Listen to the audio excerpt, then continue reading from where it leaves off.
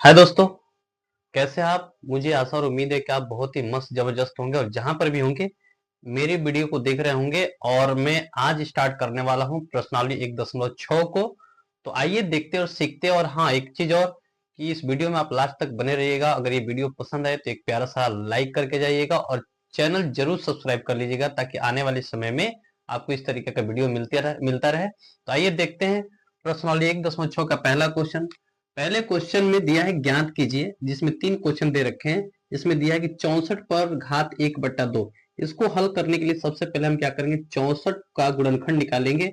और गुणनखंड में या 64 को हम लिख सकते हैं 2 पे घात 6। 64 को केवल लिख सकते हैं 2 पे घात 6 और उस पे भी घात हमारा 1/2। और 2 से हम जब इसको काटेंगे 6 को तो 2 तियां 6, 3 बार में कटेगा, 3 एक करने 3, यानी हम लिख सकते हैं 2 पे घात 3।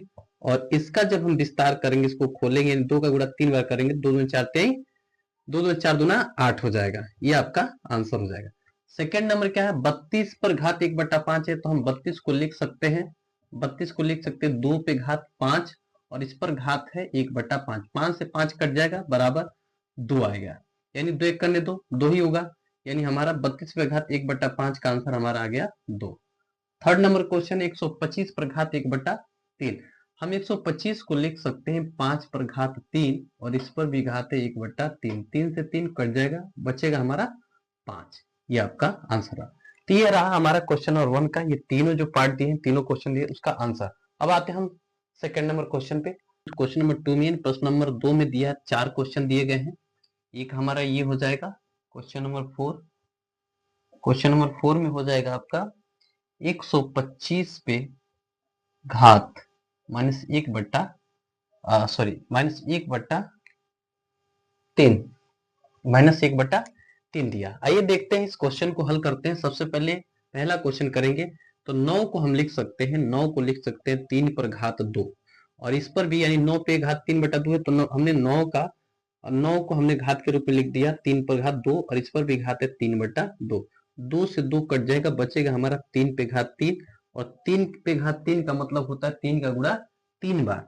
तो 3 3 29, या हम इसको विस्तार में भी लिख सकते हैं 3 गुणे 3 बराबर लिख सकते हैं 3 29 27। ये आपका आंसर हो जाएगा। क्वेश्चन नंबर 2 का दूसरा क्वेश्चन, यानी 32 पे घात है 2/5 तो हम 32 को लिख सकते हैं, 32 को 2 पे घात 5 लिख सकते हैं और पूरे पे घात है 2/5। 5 से 5 हमारा कट जाएगा, बचेगा हमारा 2 पे घात 2 का मतलब होता है 2 का गुणा 2 बार, यानी 2 दूना कितना होता है 4 हो जाएगा आंसर।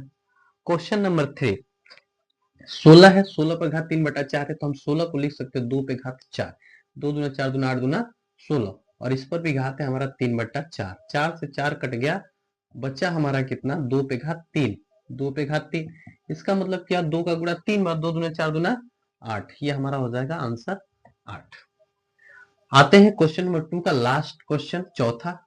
चौथा में क्या कह रहा है, 125 घात 1 -1/3।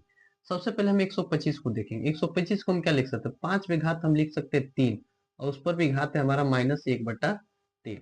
देखो 3 से 3 क्या हो जाएगा, कट जाएगा, 3 से 3 कट जाएगा, बचेगा क्या चीज, 5 पर घात -1 और 5 पे घात -1। और मैं आपको एक चीज बता दूं आपको कि इस तरीके का अगर क्वेश्चन होता है, या फार्मूला मैं आपको इसमें मेंशन कर दे रहा हूँ।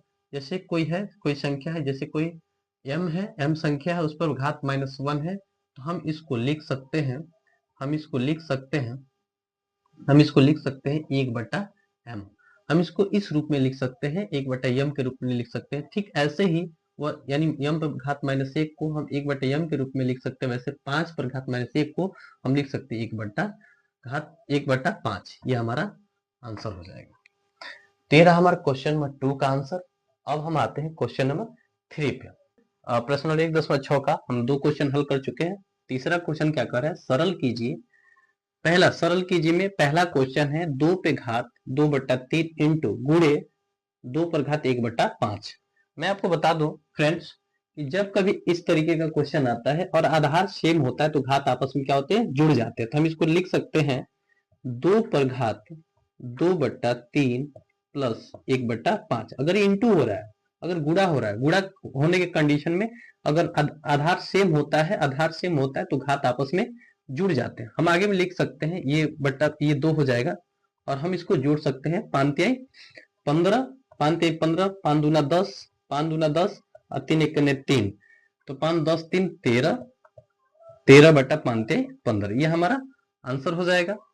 सेकेंड नंबर पे आते हैं। सेकेंड नंबर का क्वेश्चन जो है हमारा 1/3/3 अब पूरे का बटा 7 है, तो हम 1/3/3 है, हम इसको केवल इतने को हम लिख सकते हैं 3 पर घात -3। 1/1 जो 3 दिया है, 1/3 दिया, 3 पर घात 3 है, हम इस पूरे को लिख सकते हैं 3 पर घात -3। उसके बाद से पूरे का घात है 7। आगे में लिख सकते हैं, अगर घात जो है इनटू से संबंधित है तो ये क्या हो जाता है, घात पे घात होता है तो गुणा हो जाता है, 7 3 21, तो हम लिख सकते हैं 3 पर घात -21। ये हमारा क्वेश्चन नंबर 2 का आंसर हो गया। क्वेश्चन नंबर 3 को देखते हैं, ध्यान से देखिएगा।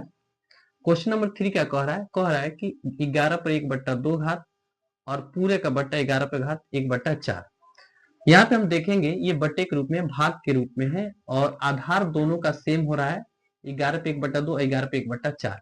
तो इस कंडीशन में इस तरीके के जो क्वेश्चन होते हैं उसमें क्या होता है, अगर आधार सेम होता है तो घात आपस में घट जाते हैं। भाग के कंडीशन में आधार सेम है तो घात हमेशा क्या होते हैं, ऑलवेज घट जाते हैं। तो हम इसको लिख सकते हैं बराबर में, इसको हम लिख सकते हैं 11 पर घात 1/2 माइनस 1/4। हम इसको हल कर सकते हैं, यहाँ पे लिखेंगे 11 और यहाँ पे 4 दूना 8 हो जाएगा, 4 एकने 4 और 2 एकने 2, तो हम ये 4 - 2 हो जाएगा।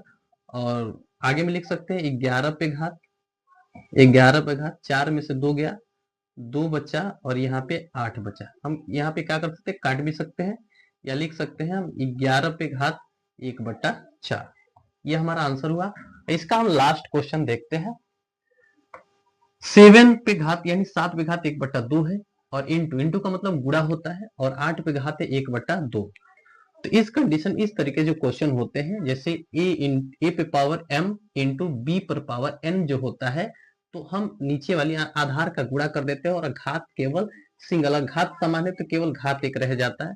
तो हम लिख सकते हैं 8 सत्ते 56। हम इसको लिख सकते हैं, इस पूरे को लिख सकते हैं 8 सत्ते 56। 56 पर हम घात कर सकते हैं 1/2, यानी इस टाइप का क्वेश्चन होता है। ए पे पावर m इंटू बी पे पावर n के रूप का होता है, तो ए और बी का गुणा कर देते हैं, 7/56 और आधार जो सॉरी ये जो हमारा घात होता है वो घात ऊपर में चला आता है।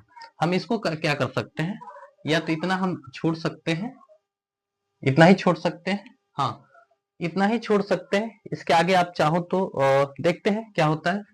अगर हम 56 का अगर हम अभाज्य गुणनखंड करते हैं तो 2 से जब काटेंगे 2 दूना 4 हो जाएगा, 2 अठे 16, फिर 2 से काटेंगे तो ये 2 एकन 2, 2 चौक 8 और फिर हम क्या कर सकते 2 से 7 और फिर नहीं, ये इतना नहीं होगा, इतना ही रहेगा, इतना ही हम, ये हमारा आंसर हो जाएगा। यानी इस रूप का अगर क्वेश्चन होता है तो हमारा यानी ए और बी का गुणा कर दे, घात को हम एक, यानी इसका एक घात यानी दोनों घात सेम है तो घात हमारा ऑटोमेटिक उसमें ऊपर में आ जाता है। तो इस तरीके का दोस्तों हमारा ये प्रश्नावली 1.6 समाप्त हुआ। और अगर ये वीडियो आपको अच्छी लगी हो, पसंद आई हो, तो जरूर एक तो प्यारा सा लाइक कर दीजिएगा, चैनल जरूर सब्सक्राइब कर दीजिएगा ताकि आगे आने वाले समय में आपको इस तरीके का वीडियो मिलता रहे।